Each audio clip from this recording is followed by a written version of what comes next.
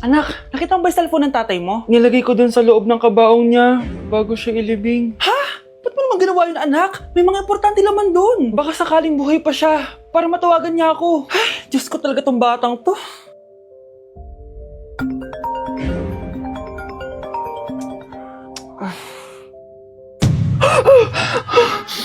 Matawag si tatay.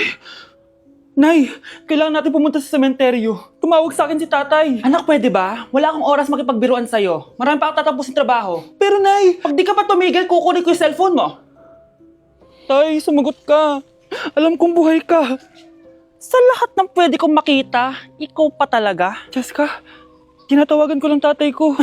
Nababaliw ko na talaga, no? Patay na tatay mo, di ba? Baliw. Hindi, buhay siya. Ito tandaan mo. Kapag hindi ka pa tumigil sa kabaliwan mo, susunod ka na sa tatay mo. Sinabihan akong baliw ni Jessica tapos sinaktan niya ako. Totoo naman, di ba? Nabuhay ka. Anak, nabalitaan mo na ba? Ha? Ang alin, Nay? Patay na si Jessica. Natagpuan siyang walang buhay dyan sa may ilog. Ano? Ay, Diyos ko, kawawang bata.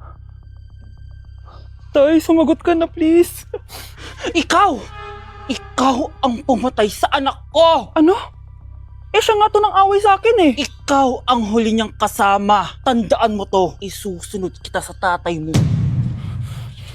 Tay, hindi ko na alam gagawin ko. Sinisisi ako ng nanay ni Jessica sa pagkamatay ng anak niya. Natatakot ako. Anak, yung nanay ni Jessica. Oh, bakit, Nay? Pinatay daw. Binitin sa may puno. Ano? Nakakatakot na dito sa barangay natin, anak. Sinong pumapatay sa kanila? Nay, may tao. Sino po sila? Magandang araw po. Ako po si Detective Jason. Ako ang may hawak sa investigation case sa pagkamatay ni Cheska at ng kanyang nanay. Bakit kayo nandito? Dahil dito.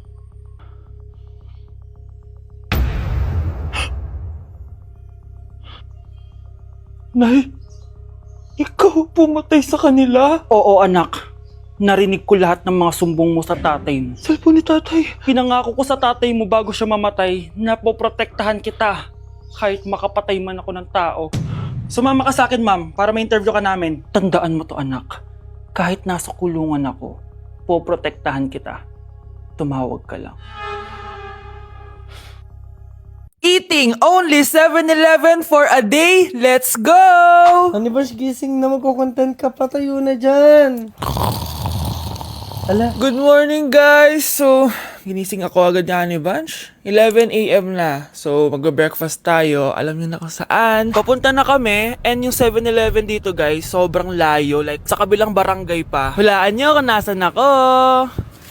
Nasa isang branch ako na binigay sa akin ni Daddy. Thank you, taxpayers! wow, ang daming choices, oh. Umagang-umaga, samgyup sa lagad. Ano yan? Balik mo yan, balik mo yan. Ano na naman to? Bayaran mo to ah. Sabi di ba breakfast lang? Parang mag-fiesta na tayo dito eh.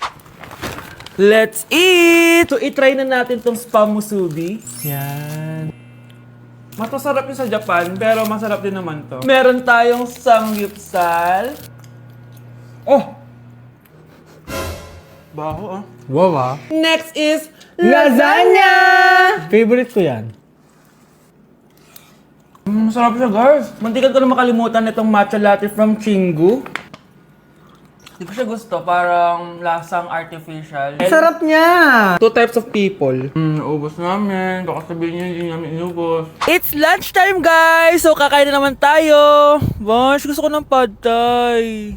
Hindi po, ate! Kaya nga 24 hours 7-Eleven challenge. May kinikrave na akong ibang pagkain, pero 7-Eleven pa rin tayo, guys. Malay mo may pad thai sa 7-Eleven. 7-Eleven. Let's go!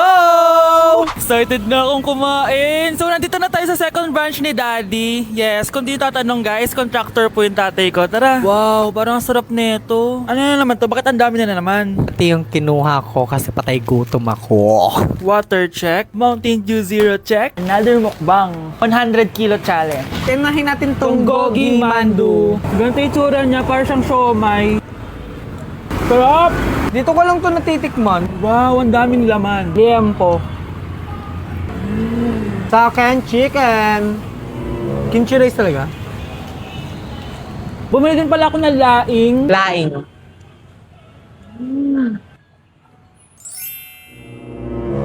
Hindi ko siya bet. For the dessert, May dessert pa? busog na naman! Kaya naman- Next stop na namin is dinner! It's dinner time! So, it's 7:17 na ng gabi and medyo nagugutom na tong tao na to. Saan kaya tayo kakain? Ayan, saan pa ba? May sisig, oh. Let's eat this. Guys, may Bicol Express. Okay, mukbang na naman.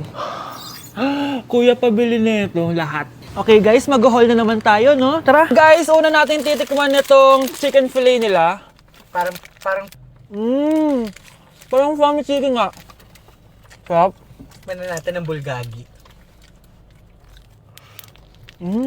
Sarap, di ba? Sarap! Unboxing. Sana secret.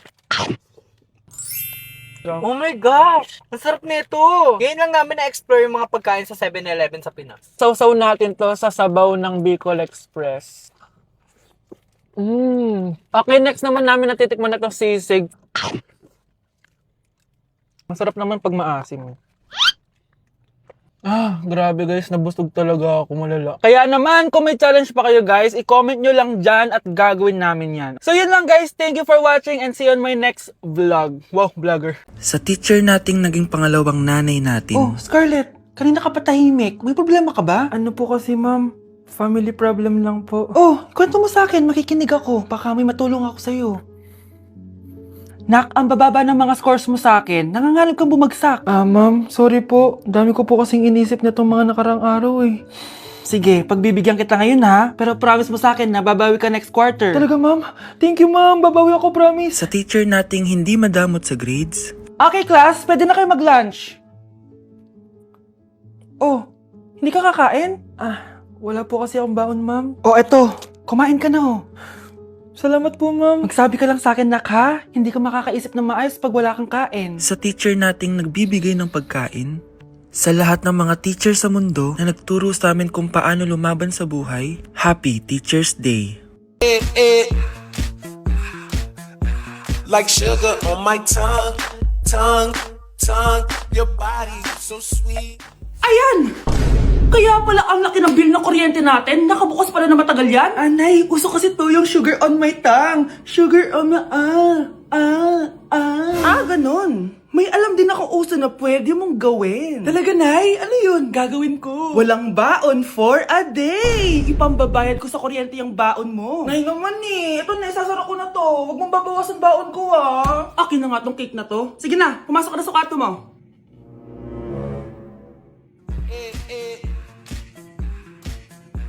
Like sugar on my tongue. Gusto ko lang maging malinaw sa inyo na dito sa klase ko, ako ang nasusunod. Naintindihan? Ma'am, ito po yung assignment ko. Anong klaseng assignment to? Parang ginawa lang ng bata. Mababa lang grades mo dito ah. Pinaghirapan ko yung assignment na yun. Sino ang pambansang bayani natin? Ma'am, Scarlett. Ang pambansang bayani natin ay si... Oops! Napakabagal mo sumagot. Ang pambansang bayani natin. Straight to the point ang kailangan ko sagot. Ayusin yung sumagot ha. Hindi na kayo elementary. Opo, ma'am. Pinayagan ba kita kumain sa loob ng klase ko? Ma'am. Akin na yan. Kung ayaw niyong binabastos kayo, wag niyo akong bastusin. Oo, be. Kain tayo sa labas mamaya, ha? Hala, galit na si ma'am. Umalis lang ako saglit, ganyan na kayo. First meeting pa lang natin, pinapakita nyo ng mga ugali nyo. Buti pa yung kabilang section, tahimik lang. Kayo na ata ang worst section na napuntahan ko. Kung kami ang worst section, ikaw ang worst teacher. Sorry po, ma'am. At dahil dyan, bibigyan ko kayo ng maraming assignment. Ma'am? Oh, Scarlett, kamusta ka? Sana ikaw na lang ulit teacher namin. Ang sungit ng bago naming teacher eh. Hayaan mo. Next quarter, ako na ulit ang magiging teacher nyo. Talaga, ma'am?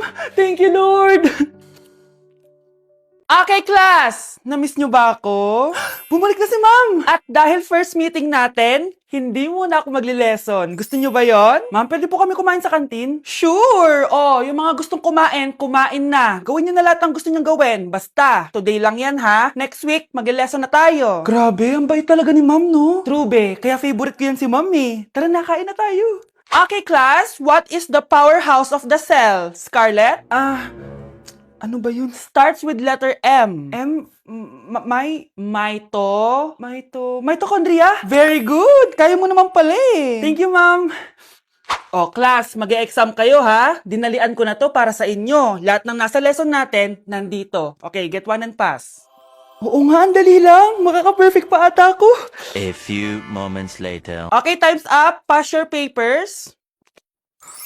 Wow naman, lahat kayo nakakuha ng high scores. Magaling ka kasi magturo, ma'am. Okay, class, dahil Friday ngayon, gusto ko mag-enjoy kayo sa weekends. Kaya naman, hindi ako magbibigay ng assignment. Yes, thank you ma'am. Makakagala ako. At isa pa, class, malapit na mga anak si teacher, oh. Magli-leave muna ako ng ilang months. Ha? Habang wala ako, si Ma'am Diana muna ang papalit sa akin. Maging mabait kayo sa kanya, ha? Hi class, namiss niyo ba ako?